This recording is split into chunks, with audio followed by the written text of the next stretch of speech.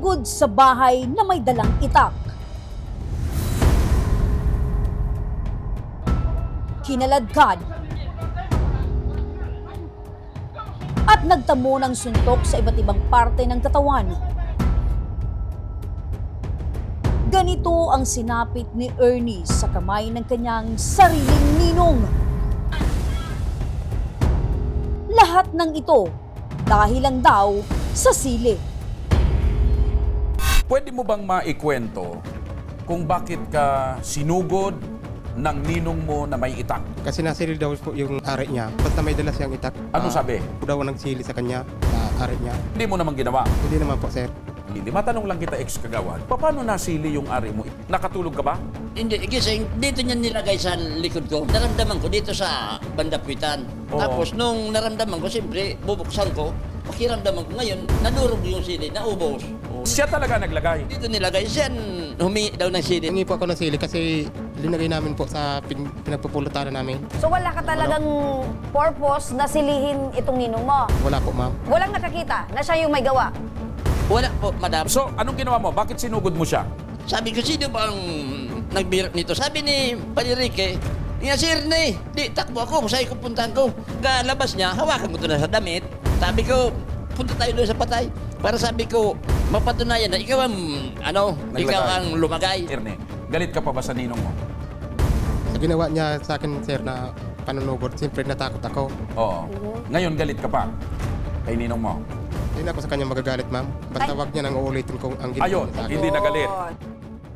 Ngayon, kung hihingi uli ng tawad yung ninong mo, mapapatawad mo ba si ninong? Patawarin mo ako sa nagawa ko sa imo na nasugod kita. Hindi ko na ulitin kahit kailan man. So maari ba na patawarin mo na lang Ernie? Bigyan mo ng pangalawang pagkakataon? Pinapatawad mo na siya. Ernie. Okay. Ayun!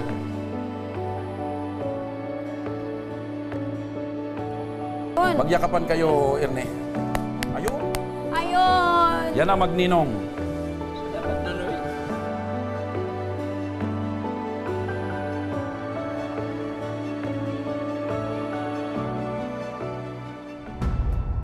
Nagkasundo man ang dalawa sa loob ng programa.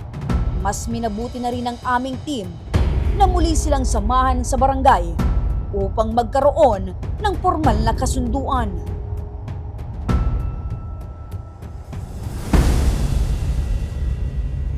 Malugod naman kaming tinanggap ni Kapitan Romeo Bitangcor ng Barangay Dapdap, Pilar, Sorsogon sa kanilang tanggapan.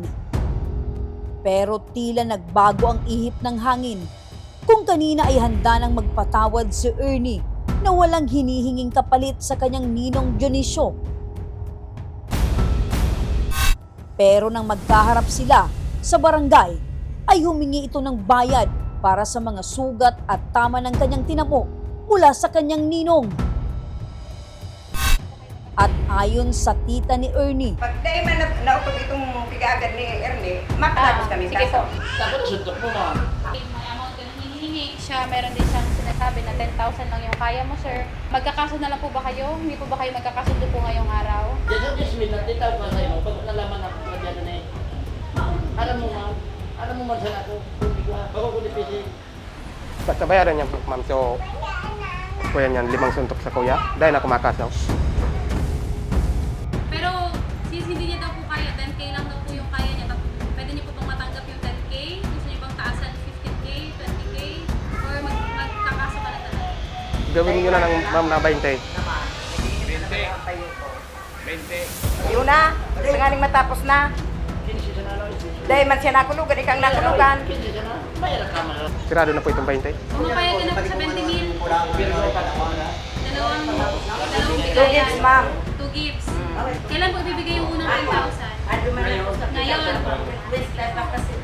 Ngayon po, sige sir, 20,000. Opo, ma'am. Hindi mo na diretso yung kaso. Hindi na po, ma'am. Ngayon yung unang 10,000, kailan po yung susunod? Pero tama nga December. Okay lang po yung December po yung susunod na bigay, sir. Okay lang, December.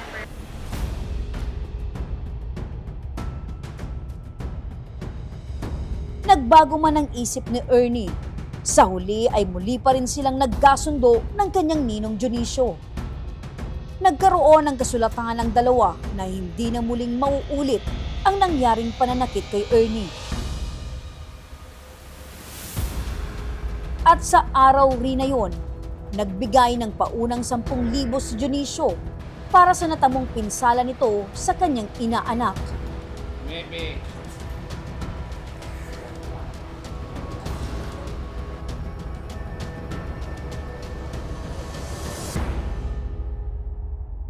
Ayaw ko nang palalain pa sa sitwasyon. Yung ginawa niya sa akin, pwedeng baliwala ko na lang yun. Sa isip ko kasi, napatawad ko na rin siya. Medyo makalampas ka sa sarili mo kung gawa ng alak. Pero kung walang alak, siguro ko 100% dahil hindi naman ako masamang tao. Salamat po sa Sentrong Serbisyo, Nakabicor, Tabang Oronismo. So salamat po na natawangan mo ang problema mo sa Barangay Dapdap pag sakripisyo pa siya. So nakasagot. Maging leksyon sana ito sa mga umiinom na ang alak at sile ay parehong nagpapasarap sa usapan at kainan. Ngunit hindi kailanman dapat maging rason para masira ang magandang samahan.